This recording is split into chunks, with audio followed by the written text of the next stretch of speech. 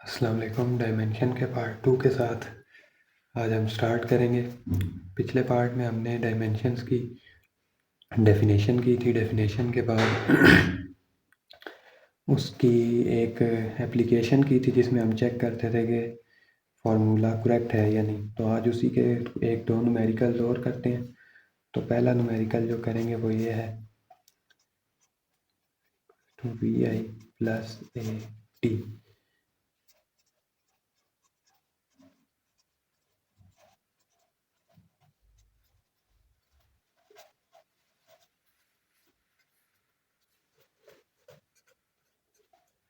तो उसके लिए डायमेंशंस बेसिक जो बताई थी वो पता होनी चाहिए।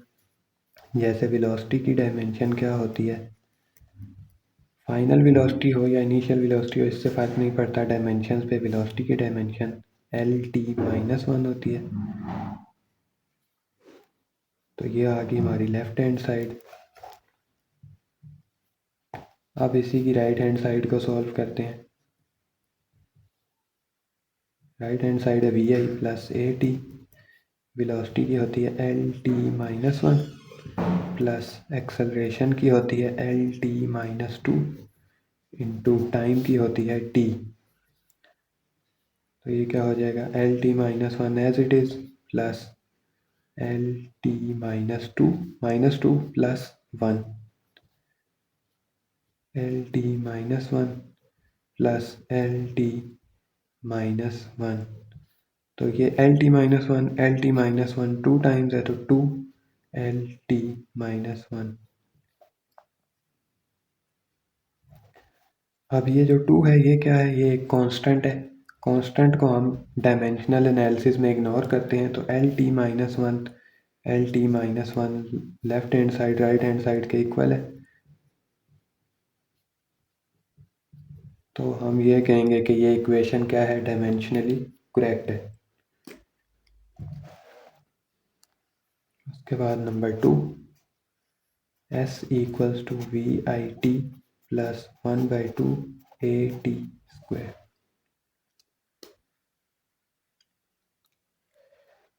सेम लेफ्ट हैंड साइड पे S क्या होता है जी, S होता है डिस्टेंस। डिस्टेंस की डायमेंशन होती है L। फिर चलते हैं राइट हैंड साइड पे। राइट हैंड साइड पे है V I T plus 1/2 A T square equals to, velocity का होता है L t-1, टाइम का होता है t प्लस 1/2, एक्सेलरेशन का होता है L t-2 और टाइम का होता है t, और जबकि टाइम का क्या है स्क्वायर, तो t square. L t-1 plus 1 plus 1/2 L t-2 plus 2 L into T की पावर 0 प्लस 1/2 L t की पावर 0।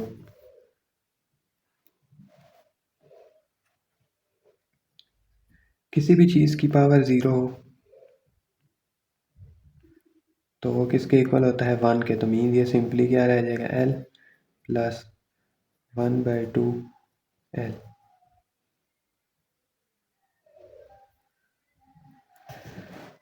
ये क्या है जी, सिंपल 1L है, और ये क्या है 1/2 L।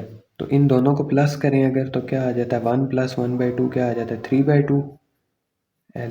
ये 3/2 कैसे आया, ये देखें, इसके साथ कुछ भी नहीं है तो मीन्स 1 है, और इसके साथ 1/2 है। 1/2 प्लस 1, एलसीएम ले 2, 1 प्लस 2 3/2।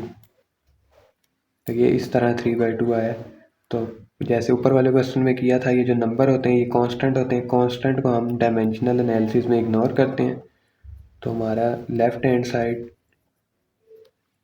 भी एल है, और सॉरी लेफ्ट हैंड साइड भी एल है और राइट हैंड साइड भी एल है। तो फार्मूला डायमेंशनली क्या होगा, करेक्ट होगा। अब इसकी एक दो एग्जांपल्स और करते हैं, फिर नेक्स्ट पे चलते हैं।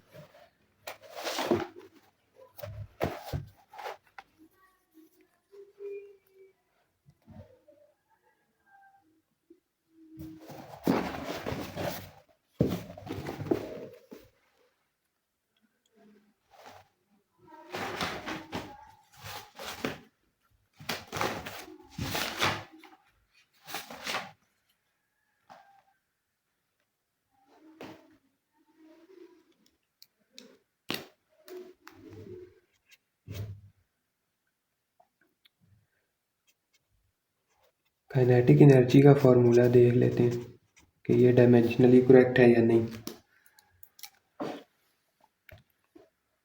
तो इसकी लेफ्ट हैंड साइड पे क्या है जी, हमारे पास काइनेटिक एनर्जी। अब एनर्जी और वर्क इक्वल होते हैं, एनर्जी और वर्क की इक्विवेलेंस के बारे में पूरा टॉपिक है, उसकी भी इंशाल्लाह वीडियोस बनाऊंगा। लेकिन यहाँ पे हम एनर्जी को क्या लेंगे, will be equal to work. तो देख लेते हैं, मीन्स लेफ्ट हैंड साइड पे हम किसकी डायमेंशंस को सॉल्व करेंगे, वर्क की। Work equals to kinetic energy equals to F D. Force का होता है जी एम में, तो मैस का हो गया एम और ए का होगा L T minus two into D का क्या होगा, डिस्टेंस है तो डिस्टेंस क्या होता है, लेंथ। मीन्स हमारे पास वर्क का या काइनेटिक एनर्जी की डायमेंशन क्या आएगी, M L square T minus two. L square कैसे हो गया, 1 + 1 2।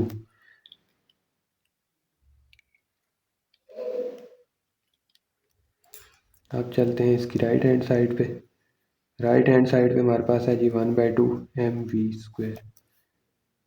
1/2 एज इट इज़, मैस की होती है एम, वेलोसिटी की होती है एल टी माइनस वन और वेलोसिटी का है जी स्क्वायर। 1/2 एम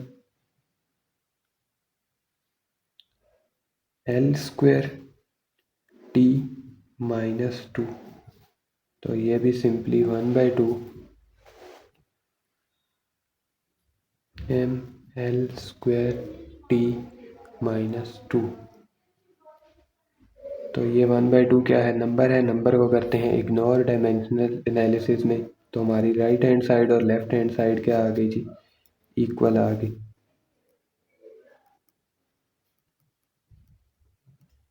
तो ये फार्मूला क्या है, डायमेंशनली करेक्ट है। ये काइनेटिक एनर्जी और वर्क को इक्वल इसलिए लेते हैं, या वर्क और एनर्जी, पोटेंशियल एनर्जी भी हो तो उसको भी वर्क के इक्वल लेते हैं। उसकी रीज़न है, उसकी रीज़न ये है कि अगर फ़र्ज़ करें कि ये आपके पास ना एक ग्राउंड लेवल पे कोई चीज़ पड़ी हुई है, कोई भी चीज़ है, कोई बॉक्स ले लें। अब यहाँ पे पोटेंशियल एनर्जी किसकी वजह से होती है, पोटेंशियल एनर्जी का फॉर्मूला होता है mgh। तो इस पॉइंट पे इसका मैस भी है, ग्रेविटी भी एक्ट कर रही है, लेकिन इस पॉइंट पे क्योंकि ये ज़मीन पे पड़ा हुआ है, इसकी हाइट ज़ीरो है, तो इसकी पोटेंशियल एनर्जी क्या होगी यहाँ पे, ज़ीरो। अब इसको हाइट पे लेके जाने के लिए हमें क्या करना पड़ेगा, वर्क। मीन्स हम इसको उठाएंगे, फोर्स लगाएंगे और इसको कोई डिस्टेंस ट्रेवल कराएंगे और ले जाएंगे ऊपर वाले किसी हाईएस्ट पॉइंट पे, किसी भी पॉइंट पे। तो हमने वर्क किया, वो जो वर्क हमने किया वो इसमें स्टोर हो गया एज पोटेंशियल एनर्जी। तो हम जितना वर्क करेंगे वही उसमें एज पोटेंशियल एनर्जी स्टोर होगा। मीन जितनी फोर्स और जितनी डिस्प्लेसमेंट हम इसको ट्रेवल करवाएंगे उतनी इसमें पोटेंशियल एनर्जी होगी। और जब इसको रिलीज़ करेंगे तो वही पोटेंशियल एनर्जी किस में कन्वर्ट हो जाएगी, मूव करते हुए काइनेटिक एनर्जी में। तो मीन्स सारी बात का जो पॉइंट है वो ये है कि जितना वर्क करेंगे हम उतनी ही एनर्जी स्टोर होगी और वही एनर्जी दोबारा काइनेटिक में कन्वर्ट होगी। तो इसलिए ये वर्क और काइनेटिक एनर्जी इक्वली हैं।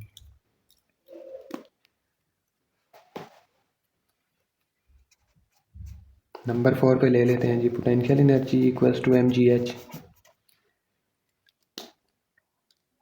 तो एनर्जी पोटेंशियल हो काइनेटिक हो, हम इसको क्या लेते हैं जी, इक्वल्स टू वर्क। तो पोटेंशियल एनर्जी का क्या आ जाएगा, वर्क होता है एफ डी, एफ का होता है फॉर्मूला एम में, मैस का हो जाएगा एम, एक्सेलरेशन का होता है L T minus to. Force का मैं ये रिकमेंड करूँगा कि आप याद ही कर लें, M L T minus two, जैसे वेलोसिटी एक्सेलरेशन का बोल है, और डिस्प्लेसमेंट का एल, एम L1 और L1 मीन्स 1 + 1 2। ये आ गई हमारी लेफ्ट हैंड साइड। अब चलते हैं राइट हैंड साइड पे। राइट हैंड साइड पे है मैस, ग्रेविटी, हाइट। मैस की होगी m, g जो है, g क्या होती है, ग्रेविटेशनल एक्सेलरेशन होती है ना। तो ग्रेविटेशनल एक्सेलरेशन है तो एक्सेलरेशन ही, तो इसकी क्या होगी, एल टी माइनस टू। और हाइट की, हाइट h है, मीन्स ये जो मैंने इधर बताया आपको, ये हाइट भी तो डिस्टेंस ही है ना, वर्टिकल डिस्टेंस है। तो डिस्टेंस की चाहे वर्टिकल हो हॉरिजॉन्टल हो, डायमेंशन क्या रहेगी, सेम लेंथ, क्योंकि मेजर तो मीटर में ही होगी। M L square 1 into 1+1 2 t-2, और इसको मिला के लिखते हैं तो ml² t-2। तो इसमें भी लेफ्ट हैंड साइड और राइट हैंड साइड हमारी क्या आई हैं, इक्वल। तो हम क्या कहेंगे जी कि ये फार्मूला डायमेंशनली करेक्ट है। तो पहली जो एप्लीकेशन है या जो पहला एडवांटेज है डायमेंशन का, उसकी एग्जांपल्स इधर तक ही हैं। पहला एडवांटेज ये है कि हम चेक कर सकते हैं कि कोई फार्मूला करेक्ट है या नहीं। अब चलते हैं दूसरे एडवांटेज की तरफ।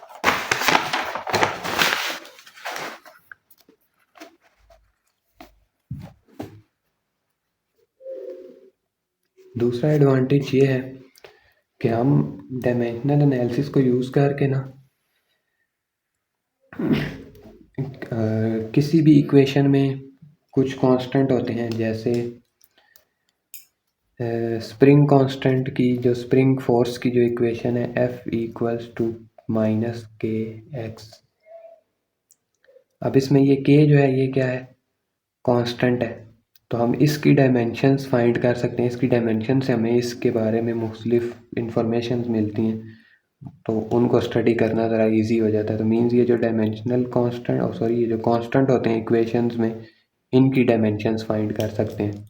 और इनकी डायमेंशंस फाइंड करने का क्या फ़ायदा होता है, इनकी नेचर के बारे में हमें पता चलता है कि इन किस किस चीज़ पे डिपेंड करते हैं, कैसे इनका क्या रिलेशनशिप है। तो हम पहले ये देख लेते हैं। तो दूसरा एडवांटेज है we can find dimensions of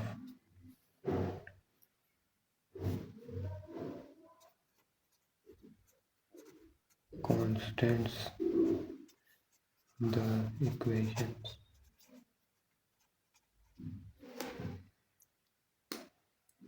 तो सबसे पहली इक्वेशन जो हम ले लेते हैं, इक्वेशन ले लेते हैं E=hf।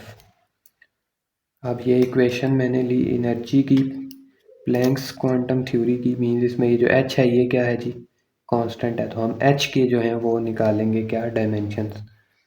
तो सिंपली लिखते हैं E=hf। h के डायमेंशन फाइंड करने हैं तो h will be equals to E/f। अब एनर्जी और वर्क्स एक ही चीज़ें हैं, पिछले हमने उसमें किया है दोनों एग्जांपल्स में। तो एनर्जी और वर्क एक हैं, तो वर्क का क्या होता है Fd divided by F। Force होता है m में, m means mass, acceleration means L t-2, distance means length, divided by frequency. क्या होता है जी, फ्रीक्वेंसी की पहले लेक्चर में ये मैंने किया था। फ्रीक्वेंसी होता है रेसिप्रोकल ऑफ टाइम पीरियड। तो इसकी क्या होगी 1/t। तो 1/t होता है तो मीन्स t-1। m l और l मिलके क्या हो जाएंगे l²। ये t-2 है, यहाँ ये वाला -1 ऊपर जाएगा तो क्या आ जाएगा +1, और इसकी फाइनल आंसर आएगा ml²t-1। तो ये आ गया हमारे पास, सॉरी एनर्जी का नहीं, h का।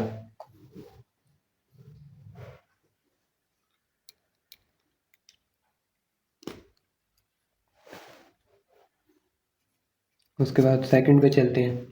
सेकंड है जी F=g(m1m2) डिवाइडेड बाय r²। अब इसमें कांस्टेंट क्या चीज़ है जी, ये g ग्रेविटेशनल कांस्टेंट। इसके डायमेंशन निकालने के लिए सिंपली हम इसको पहले अलग कर लेते हैं। g will be equal to, ये m1 m2 जो है ये इधर क्या है न्यूमिनेटर में है, यहाँ आके डिनोमिनेटर में, दूसरी साइड जाके r² डिनोमिनेटर में, वहाँ जाके ऊपर न्यूमिनेटर में मल्टीप्लाई हो जाएगा।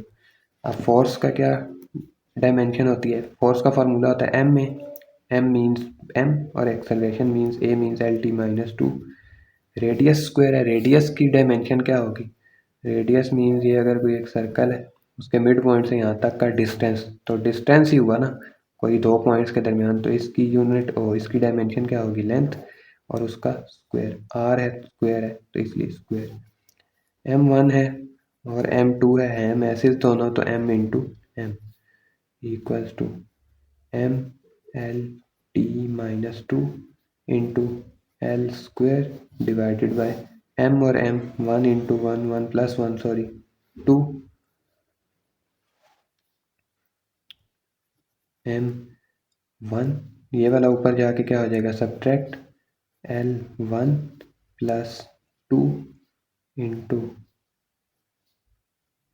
टी माइनस 2, इसको बस सिंप्लीफाई कर लें, m-1 L cube T minus 2, तो ये आगे हमारे ग्रेविटेशनल कांस्टेंट g की डायमेंशंस।